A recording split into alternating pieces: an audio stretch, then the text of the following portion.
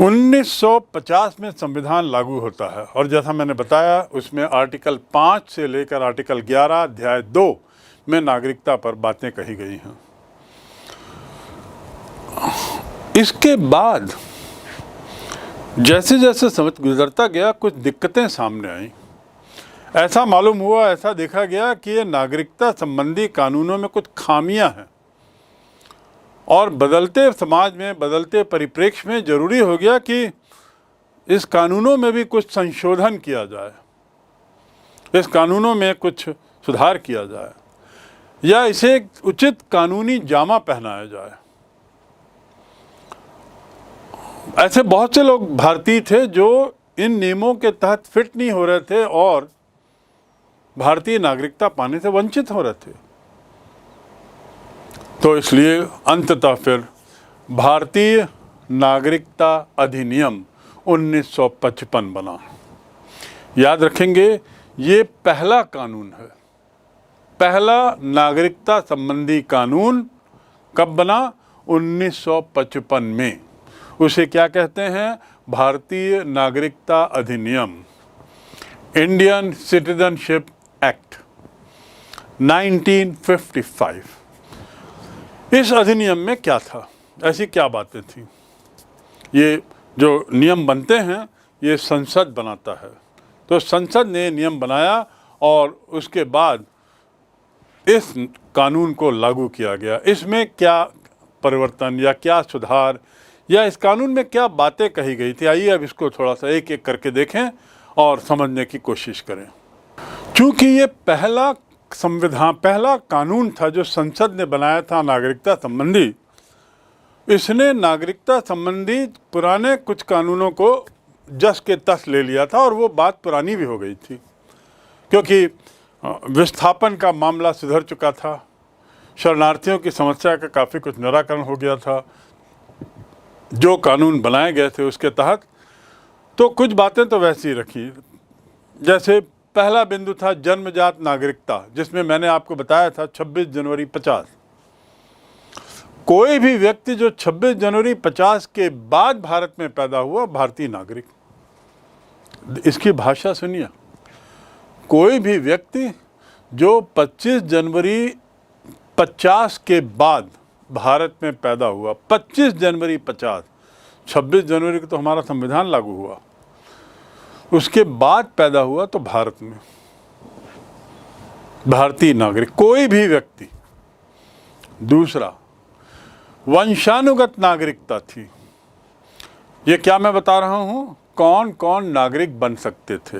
पहला, 25 जनवरी 50 के बाद भारत में पैदा हुआ कोई भी व्यक्ति भारतीय। दूसरा, वंशानुगत, अर्थात वे लोग भारतीय कहलाएंगे जो 26 जनवरी 50 के बाद भारत से बाहर पैदा हुए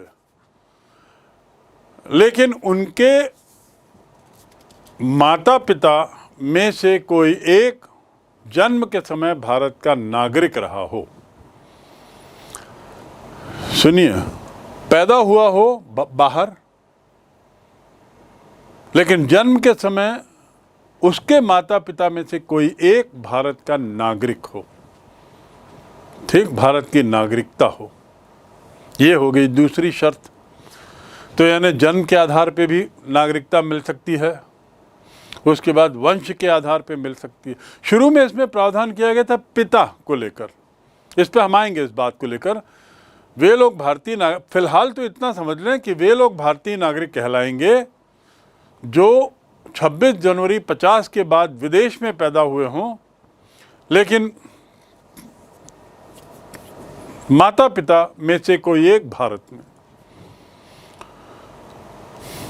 तीसरा, पंजीकरण की मैंने चर्चा की थी, जो रजिस्ट्रेशन करवाया हो। पंजीकरण यानी रजिस्ट्रेशन, और रजिस्ट्रेशन की तारीख क्या थी? 19 जुलाई 1948। यहाँ उन्होंने कहा कि वे लोग जो 26 जुलाई 47 के बाद पाकिस्तान से आए हैं, तारीख देखेंगे, 26 जुलाई 47 के बाद जो लोग पाकिस्तान से आए हैं वे भारतीय माने जाएंगे। मैं पुनः दोहरा दूं, 26 ये पंजीकरण के द्वारा है, जन्म के आधार पे नहीं है, ये वंश के आधार पे नहीं है, ये रजिस्ट्रेशन है। आके एक आपको आवेदन भरना है और आवेदन भरने के बाद कितने समय, 6 माह का काल भारत में गुजारना है।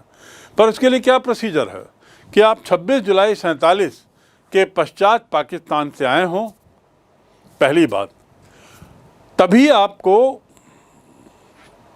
पात्रता मिलेगी कुछ आवेदन करने की। पर क्या आवेदन? पहला, आप पंजीकृत कराएं अपने को।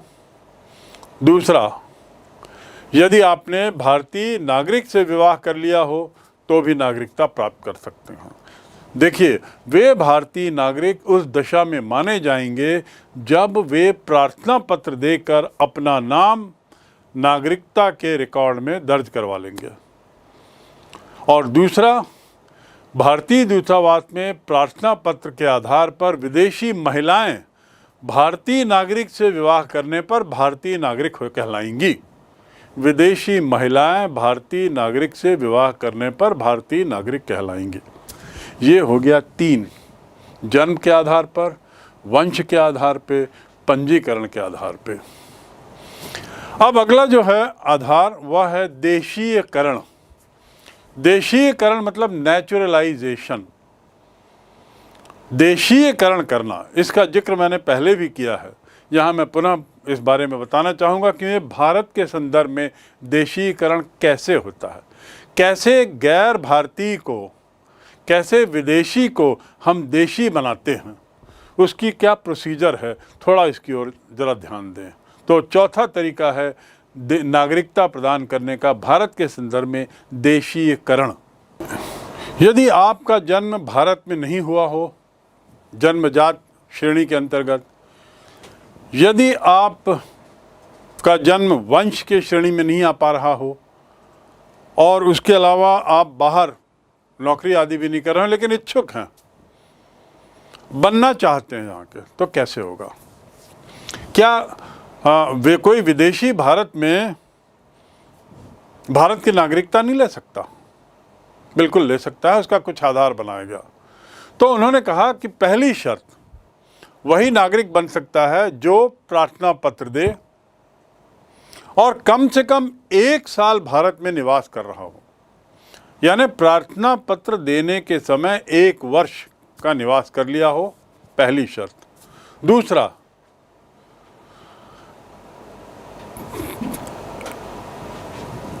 प्रार्थना पत्र देने की तिथि से पूर्व कम से कम 1 वर्ष से भारत में रह रहा हो और इस 1 वर्ष से पहले वह 5 वर्ष और निकाल चुका हो। देखिए, समझने की कोशिश करिए कि आवेदन देने के पहले 1 वर्ष से रह रहा हो और उसके पहले, इस 1 वर्ष से पहले वह न्यूनतम 5 वर्ष भारत में रह चुका हो, उसे नागरिकता का प्रमाण पत्र दिया जा सकता है, बशर्ते वह आवेदन करे। उसके साथ ये भी जुड़ा हुआ है कि इस देशीकरण में ये जानना आवश्यक होगा भारत सरकार को कि आखिर ये यहाँ रहना क्यों चाहता है। कई बार ऐसी भी स्थिति आती है कि हम किसी को चाहते हैं कि वो भारत का नागरिक बने क्योंकि वो भारत के लिए सम्मान होगा, क्योंकि वो किसी क्षेत्र में बहुत प्रसिद्ध है, चाहे साहित्य में, संगीत में, कला में, खेल कूद में आदि आदि, और भारत में रहने का इच्छुक है। तो ऐसी स्थिति में उसका देशीकरण कैसे हो? ऐसी स्थिति में उसे भारत की नागरिकता क्या नहीं दी जा सकती?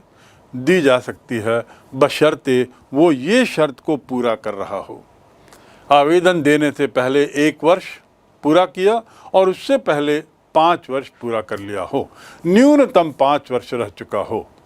ऐसी स्थिति में उसके आवेदन देने पर उसे भारत सरकार का अनापत्ति सर्टिफिकेट और उसके बाद नागरिकता मिल सकती है। अंतिम आधार जिसके आधार पे भारत की नागरिकता मिल सकती है, जन्म, वंश, विदेश में नौकरी, उसके बाद देशीकरण और अब 5वां है भूमि विस्तार। भूमि विस्तार क्या है? भूमि विस्तार का अर्थ ये नहीं है कि कोई व्यक्ति भारत में जमीन खरीदे तो नागरिकता मिल गई ना। भूमि विस्तार का अर्थ है भारत सरकार द्वारा यदि कोई सा क्षेत्र भारत में मिलाया जाए, भारत सरकार द्वारा यदि कोई सा क्षेत्र भारत के देश में मिला लिया जाए तो वहाँ के नागरिक अपने आप भारत के नागरिक कहलाएंगे। अपने आप पूरी जनता जो वहाँ रह रही है वो भारत की नागरिक मानी जाएगी। क्या ऐसी स्थिति आती है?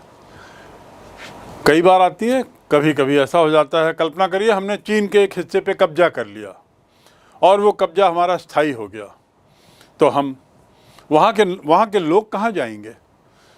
जो लोग चीन में रहना चाहते हैं वो तो चीन भाग जाएंगे, पर उस कब्जे वाले क्षेत्र में जो लोग वहीं रह रहे हैं और रहना चाहते हैं उन्हें तो कहीं ना कहीं की नागरिकता देनी होगी ना। तो भारत उन्हें अपने आप स्वयमेव उन्हें भारत की नागरिकता देगा। भारत में ऐसे 2 बार ऐसे उदाहरण हुए जब हमने कुछ क्षेत्र को अपने में लिया। गोवा 1961 में गोवा स्वतंत्र हुआ पुर्तगाल से। आपको मालूम होना चाहिए गोवा 1961 में स्वतंत्र हुआ। मैं बात कर रहा हूं भूमि विस्तार द्वारा नागरिकता की। तो जब गोवा स्वतंत्र हुआ और पुर्तगीज चले गए तो गोवा भारत में शामिल हुआ, तो वहाँ के नागरिक कहाँ जाएंगे? वहाँ के निवासी। जब तक गोवा पुर्तगाल के कब्जे में था वहाँ के निवासी पुर्तगाली, लेकिन जैसे ही वो भारत के कब्जे में हुआ और स्थायी कब्जा ले लिया तो वहाँ के निवासी भारतीय माने गए उस दिन से। ऐसे ही सिक्किम में हुआ। गोवा के बाद सिक्किम में भी जब भारत ने सिक्किम को शामिल किया, सिक्किम ने भारत में शामिल होने का जब आवेदन दिया 1970 के दशक में, और भारत ने सिक्किम को अपने देश का एक राज्य मान लिया, तो राष्ट्र निश्चित रूप से वहाँ के लोगों को भारतीय मानेगा, उसे मानना होगा, और भारतीय नागरिकता उन्हें स्वयमेव मिल गई। ये होती है ऐसी कब्जे के द्वारा शामिल किए गए क्षेत्र के लोगों को स्वयमेव नागरिकता मिलने का उदाहरण गोवा और सिक्किम। ये 5 तरीके इस प्रकार हमने देखे। अंतिम है भूमि विस्तार द्वारा नागरिकता, उसके पहले देशीकरण द्वारा नागरिकता। 1955 का ये जो कानून बना था जिसे संसद ने बनाया था, आप तो ये जान लें कि नागरिकता संबंधी कानून कौन बनाता है? संसद बनाती है। वैसे तो कोई भी कानून संसद ही बनाता है, पर यदि आपसे पूछा जाए कि नागरिकता संबंधी कानून कौन बनाता है तो वो भी संसद ही बनाती है। और संसद में कौन सा मंत्रालय? विदेश मंत्रालय के हाथ में नहीं है नागरिकता का कानून बनाने का, ये गृह मंत्रालय का काम है। किसका काम है? नागरिकता संबंधी कानून में किसी भी तरह का संशोधन या कानून बनाने का दायरा गृह मंत्रालय, होम मिनिस्ट्री के अंतर्गत आता है। इसीलिए आपको याद होगा 2 साल पहले जो नागरिकता कानूनों को लेकर पूरे देश में जो बवाल मचा था, हल्ला हुआ था, शोर हुआ था, ये नागरिकता कानून किस विभाग के अंतर्गत था या किस विभाग के अंतर्गत है? गृह मंत्रालय के अंतर्गत, जिसके गृह मंत्री श्री अमित शाह हैं। इसीलिए उनका नाम नागरिकता कानून से उठे मुद्दों को लेकर बारंबार उनका नाम आता था, और लोकसभा या राज्यसभा के सभी डिबेट्स में अमित शाह जी गृह मंत्री के नाते नागरिकता के मुद्दे पर अपने विचार रखते थे। अब पहला कानून बना संसद के द्वारा 1955 में। सोचिए हम स्वतंत्र हुए 1947 में, लेकिन जैसा मैंने बताया कई कारणों से एक तात्कालिक इलाज हुआ और आपाधापी में कुछ कानून बने, लेकिन उसको ठीक तरीके से पहली बार बनाने का प्रयास 1955 में पहला कानून। लेकिन पहला संशोधन क्या होता है? अमेंडमेंट। कानून में जो लागू है उसमें कुछ परिवर्तन करना हो, उस परिवर्तन को कहते हैं संशोधन। और ये परिवर्तन क्यों होता है? बदलते समय के अनुसार, बदलती ज़रूरत, या मूल संविधान में, मूल कानून में कुछ गलती दिखाई देने पर, या कुछ अन्य कारण हो सकते हैं जिसके कारण मूल कानून में कुछ बदलाव की जरूरत पड़े। सन 55 के बने हुए कानून में पहला बदलाव 1986 में हुआ। कब हुआ? 1986 में पहला बदलाव, पहला परिवर्तन, 1986। ठीक, आप याद रखेंगे पहला कानून कब बना? 1955। और पहला संशोधन कब हुआ? 1946। यानी आप कल्पना करिए 55 से 46 यानी 31 वर्ष तक नागरिकता के संविधान को जैसा था वैसे ही चला रहे थे। लेकिन इस बीच बहुत सारी कमजोरियां, खामियां मालूम पड़ी, बहुत सारी दिक्कतें मालूम पड़ी। तो अंततः 1946 में कुछ संशोधन हुए। उस कानून में, 1955 के कानून में कुछ सुधार हुए। ये सुधार क्या थे? थोड़ा इसकी ओर देखें। 1955 का कानून देखिए क्या लिखा है, भारतीय नागरिकता अधिनियम। और अब हम 1986 यानी 31 साल बाद, 31 ईयर्स के बाद पहला संशोधन पारित करती है संसद, कुछ परिवर्तन लाती है 1955 के कानूनी अधिनियम में। इसलिए ये संशोधन कहलाता है भारतीय नागरिकता संशोधन अधिनियम। अब ये संशोधन क्या थे, क्या क्या बदलाव आए, किन दिक्कतों को या कमियों को जो 1955 के कानून में पाई गई थी उन्हें दूर किया गया, थोड़ा जाने। सबसे पहला कि पंजीकरण के बाद यानी रजिस्ट्रेशन के बाद नागरिकता प्राप्त करने के लिए 5 साल रहने की, 5 साल निवास करने की पात्रता कर दी गई। पहले 1 साल थी। अब क्या किया गया कि रजिस्ट्रेशन के द्वारा यदि नागरिकता पाना है तो आपको भारत में 5 साल रहना पड़ेगा। ये रजिस्ट्रेशन के द्वारा पात्रता पाने की ज़रूरत किन्हें पड़ती थी? जो न जन्मजात कैटेगरी में आते थे, ना जो भूमि वाली कैटेगरी में आते थे, उसके अलावा ना वंश की कैटेगरी में आते थे, लेकिन आना चाहते थे। तो पंजीकरण अनिवार्य किया गया। उनके लिए ज़रूरी किया गया कि 5 पंजीकरण के पूर्व 5 साल रहें।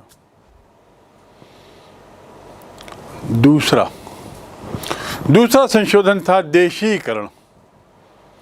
देशीकरण के लिए ये जरूरी कर दिया गया कि संबंधित व्यक्ति को 10 वर्ष भारत में रहना पड़ेगा। इस पे थोड़ा हम और आगे बताएंगे, पर फिलहाल ये जानिए कि यदि कोई विदेशी देशी बनना चाहता है, यदि कोई विदेशी भारत का नागरिक बनना चाहता है, तो उसे पहले न्यूनतम 10 वर्ष रहना होगा। पहले 10 वर्ष रह चुका हो, उसके बाद ही वो आवेदन कर सकता है। ऐसा नहीं कि बस आप आए और आपने आवेदन किया, इच्छा बताई और उसके बाद भारत के नागरिकता के लिए मांग रखी और आपको मिल जाएगा। नहीं, यहाँ पर रहने के पहले 10 साल आपको रहना पड़ेगा, तब जाके आप देशीकरण की विधि का पालन करते हुए नागरिकता का आवेदन करेंगे। ये दूसरा संशोधन। तीसरा संशोधन क्या था? मैंने आपको बताया कि 1955 में जो कानून बना था उसमें कहा गया था कि केवल पिता के अनुसार वंश माना जाएगा। पिता यदि हो तो उनकी नागरिकता भारत की होनी चाहिए, तो उनके बच्चे की नागरिकता स्वयमेव भारत की मानी जाएगी। लेकिन एक बड़ी समस्या आई कि पिता के आधार पर यदि होता है तो भारत में समानता का अधिकार है, पुरुषों और महिलाओं को सब समान माना गया है, तो महिलाओं की नागरिकता को क्यों नहीं आधार माना गया है?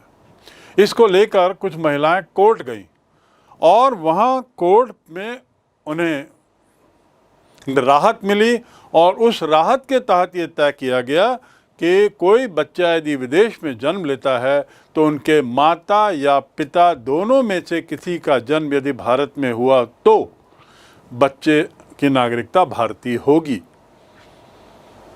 बच्चा वयस्क होने पर तय कर सकता है कि वो भारतीय नागरिक होना चाहता है कि नहीं, और या कुछ और सोच रहा हो। दूसरे शब्दों में, इस संशोधन के तहत वंशानुगत श्रेणी में इस संशोधन के तहत महिलाओं और पुरुष, पति और पत्नी, माँ और बाप दोनों की नागरिकता चुनने की स्वतंत्रता नवजात बालक को थी, वह उसके वयस्क होने पर। नवजात बच्चे को, बालक हो या बालिका हो, उसे ये स्वतंत्रता मिल गई कि वो माँ की नागरिकता अपनाए या पिता की नागरिकता अपनाए। और यदि माँ भारतीय हैं और पिता विदेशी हैं तो माँ की नागरिकता के आधार पर वह नवजात शिशु वयस्क होने पर भारतीय नागरिकता ले सकता है। ठीक, इन संशोधनों के जरिए भारत सरकार ने ये कोशिश की कि किसी भी व्यक्ति को तभी नागरिकता दी जाए जब वो ठीक तरीके से घुल मिल गया हो। ये जो काल बढ़ाया गया, 5 वर्ष किया गया, फिर 10 वर्ष किया गया, इसके पीछे उद्देश्य था कि वो भारतीय संस्कृति से वाकिफ हो जाए, भारतीय कल्चर को समझ सके, भारतीय सिस्टम को अच्छे से समझ सके। ये समझने की बात है कि भारतीय नागरिकता संशोधन अधिनियम जो है वो जम्मू कश्मीर और असम में भी लागू है। भारतीय नागरिकता संशोधन अधिनियम जम्मू कश्मीर और असम में भी लागू है। ये बात यहाँ इसलिए बताई जा रही है क्योंकि वहाँ पर धारा 370 के तहत कश्मीर में स्थिति कुछ दूसरी थी, पर नागरिकता के मामले में वही है। ऐसे ही असम में भी कुछ अलग तरीके के कानून बनाए गए थे वहाँ की तत्कालीन स्थिति को देखते हुए, लेकिन नागरिकता के मामले में सब समान हैं। तो इस प्रकार आपने अब समझ लिया कि भारतीय नागरिकता संशोधन अधिनियम 1986 एक संशोधन का अधिनियम था और इसके तहत 3 मूल संशोधन हुए। इसके बाद ऐसा नहीं कि कोई संशोधन नहीं, उसके बाद भी कई संशोधन हुए जिसका हम वर्ष आपको बता देंगे। फिलहाल आप जान लें 26 जनवरी 1950 को पहली बार नागरिकता को लेकर कानून लागू हुए संविधान के साथ। 1955 में पहली बार नया कानून संसद के द्वारा बनाया गया कानून नागरिकता पर लागू हुआ और 1986 में पहला संशोधन नागरिकता पर लागू हुआ, जिसमें 3 संशोधन थे जिनका जिक्र मैंने कर दिया। पहला संशोधन पंजीकरण बाबत, दूसरा संशोधन देशीकरण बाबत और तीसरा संशोधन माँ और पिता दोनों को समान रूप से देखा गया नागरिकता की पात्रता के लिए, बच्चे की नागरिकता की पात्रता के लिए। अब देखिए, नट शेल जिसको बोलते हैं, बहुत संक्षिप्त में, नागरिकता अधिनियम पहला आया 1955 में। उसके बाद पहला संशोधन कब आया? 1986 में। मैंने आपको बताया था कि उसके बाद और भी कुछ संशोधन होते गए समय के साथ साथ। 1992 में हुआ, फिर 2003 में हुआ, उसके बाद 2005 में हुआ। जो 1955 का जो नागरिकता कानून था, अधिनियम था, उसमें जन्म के आधार पर ये बात कही गई थी कि किसी को भी जन्म के आधार पर यहाँ आने का अधिकार है, दोनों के लिए वैलिड है, माता पिता दोनों के लिए। दूसरा, वंश के आधार पर जो बात हुई थी उसमें पिता को कहा गया था और यही थोड़ा दिक्कत हुई जिसे बाद में सुधारा गया 1986 के अमेंडमेंट में, 1986 के संशोधन में। जन्म के आधार पे तो स्पष्ट था कि माता पिता दोनों में से किसी का भी जन्म हुआ हो तो उसका बच्चा भारतीय नागरिकता रखता है। सानिया मिर्ज़ा और शोएब मलिक का उदाहरण लीजिए। सानिया मिर्ज़ा पुराने नियम के अनुसार अपने बच्चे को भारतीय नागरिकता नहीं दे सकती थी, लेकिन अब इस संशोधन में सानिया मिर्ज़ा का बच्चा वयस्क होने पर यदि चाहे तो भारत का नागरिक बन सकता है, क्योंकि शोएब मलिक पाकिस्तान का है। ये दोनों बड़े प्रसिद्ध नाम हैं, आप जानते होंगे। ऐसे ही जन्म के आधार पे, जैसा मैंने बताया, इंग्लैंड में जन्म लिया है, सैफ अली के बच्चे ने का जन्म इंग्लैंड में हुआ, पात्रता उनको भारत की मिलेगी जन्म के आधार पे, क्योंकि दोनों माता पिता दोनों भारत के नागरिक हैं, और दोनों में से कोई एक भी भारत का नागरिक होता तो उन्हें भारत का नागरिक बच्चे को मिल जाती। तीसरा जो अधिनियम के तहत जो था वो पंजीकरण का मामला, जो मैं आपको बता चुका हूं कि पंजीकरण अर्थात रजिस्ट्रेशन के जरिए भी भारत की नागरिकता ली जा सकती है।